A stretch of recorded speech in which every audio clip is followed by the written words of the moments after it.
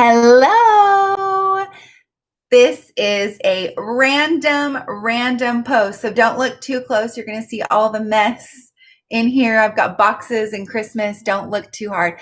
But I wanted to pop on. I am trying to get myself back into the swing of things. And I'm really excited about our January series. I have to jump onto Instagram, and I tried to post to Facebook, but I don't know how well that worked. So I thought I would come back on here and recap, and I'm also on YouTube. So I thought I would come on here and recap what I talked about yesterday. So part one and part two, give you part two before I give it over to Instagram. So talking too fast. I popped on Instagram yesterday and talked about 5 things. I really meant 4 things. So I do make mistakes sometimes.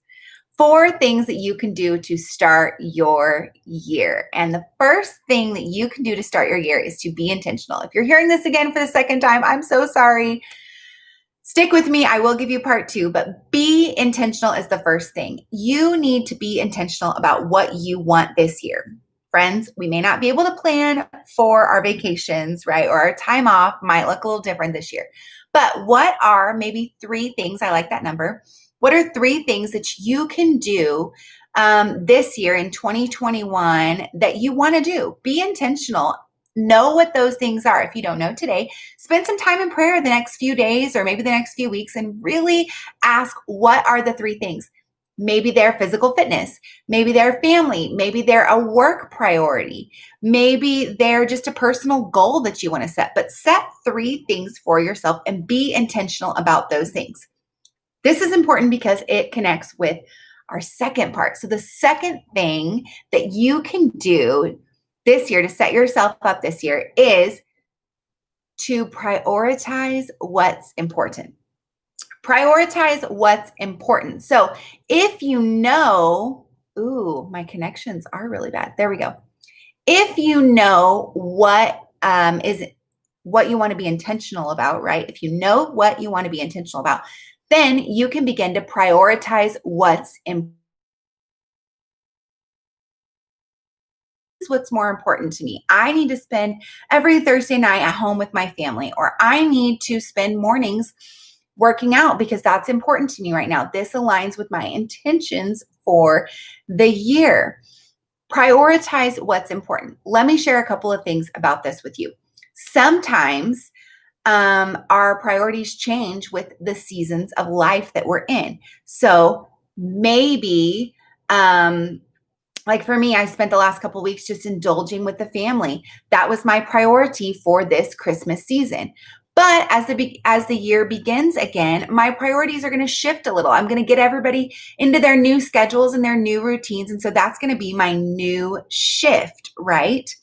So you have to prioritize what's important to you at the time, and don't get so caught up in, if I set this priority, I'm going to have to do it for the whole year. Maybe you just need to focus on a few weeks or maybe a few months, maybe a quarter, right? So 3 months of the year, you could do that. But prioritize what's important. Another little tidbit I want to share with you is this. Learn the power of a positive no. I learned this. We've studied this. We've talked about this a couple of times in the beginning of the year series, but learn the power of a positive no. Here's what that looks like. A lot of times we get guilted into being a part of a committee or volunteering somewhere or attending an event that maybe don't really align with our priorities, and they kind of suck time that we could be spending on those things that are important to us at the moment. Well, you need to learn the power of a positive no. And here's what that looks like. Again, it's important to know what you want to be intentional about, and then here's how you prioritize it. When someone says, hey, we really want you to be a part of this committee. We're going to meet once a month and we've got this thing going on. We really want you to be a part of it. Here's what you say. Thank you so much for thinking of me. Like, that means so much to me that you thought of the week. And so it doesn't really align with my priorities right now. So I'm going to have to say no, but I appreciate what you're doing. Thank you so much for thinking about me. I'm going to be thinking and praying for you. I just have to say no right now. Ta-da! You have learned the power of a positive no. You have let this person know, no, you cannot be committed to this because it doesn't prioritize with what's important in your life at this moment. They can come back around or think about you again next year, but you have learned how to say no so that you can spend the time in your year doing what you need to be doing. Maybe there's ministry priority, maybe there's a spiritual priority, maybe a physical, maybe a work, whatever it is, prioritize what's important to you.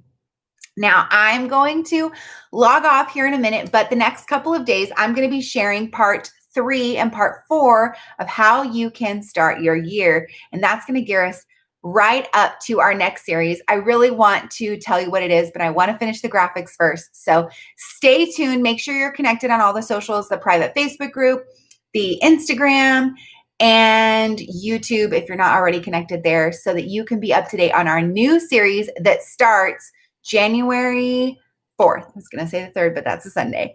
January 4th, Monday, January 4th, we're going to kick this off for a 3-week series, and I'm really, really, really excited about it. So I'll see you sometime tomorrow. Bye.